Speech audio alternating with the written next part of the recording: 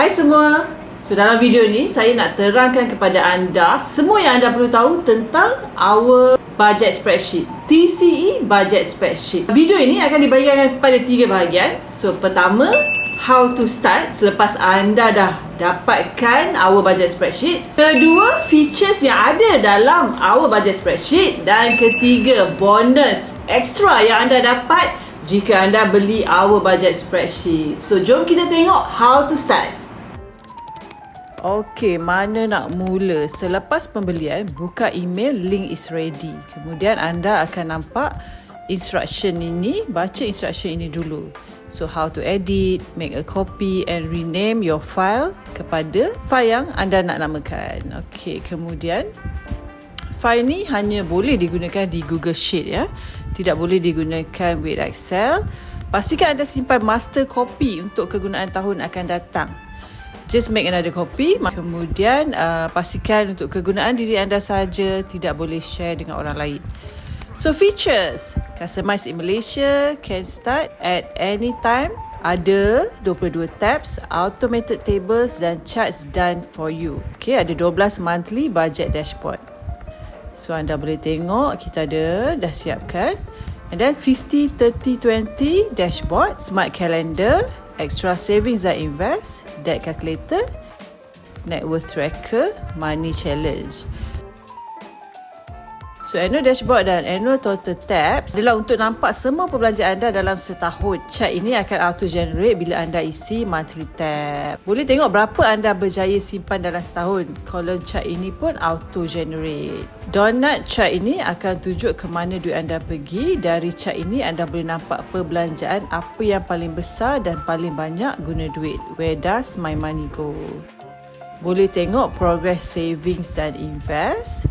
Annual total juga untuk tengok flow kewangan anda. Ini semua auto generate bila anda isi monthly tab. Macam mana nak mula isi? Mudah je.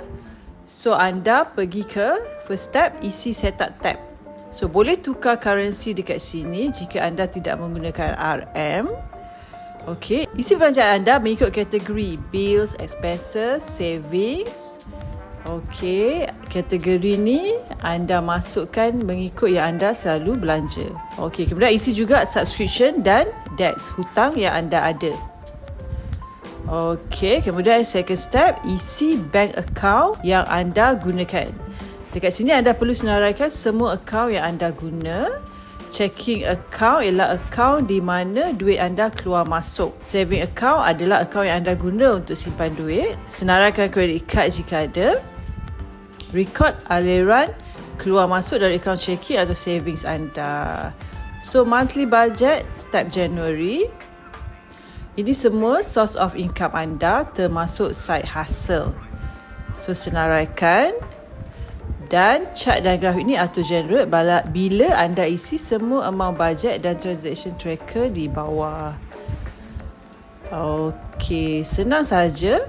So semua ini akan auto generated monthly. Anda cuma isi bahagian transaction tracker dan graf akan auto generate. Masukkan date, amount, budget name, account sahaja. Reminder, jangan edit grey area. Keluar warning je saja, tekan X. Auto generated transaction table dan chart. Boleh identify setiap bulan ke mana duit anda pergi dan bila anda banyak gunakan duit.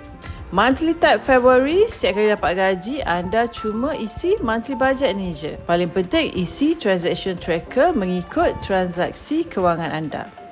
Boleh guna untuk review bulanan atau nak guna untuk real time budget pun boleh. Savings transaction tidak akan keluar di chart, di graph. Hanya bill, expenses, subscription, debt sahaja yang akan keluar. Tapi pie chart akan generate semua transaction termasuk savings.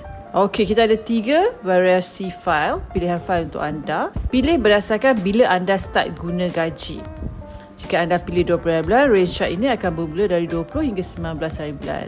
File 25 hari bulan sesuai untuk anda bergaji 25, between 25 hingga 31. Jika anda pilih 25 hari bulan, range charge ini akan bermula setiap 25 hingga 24 hari bulan.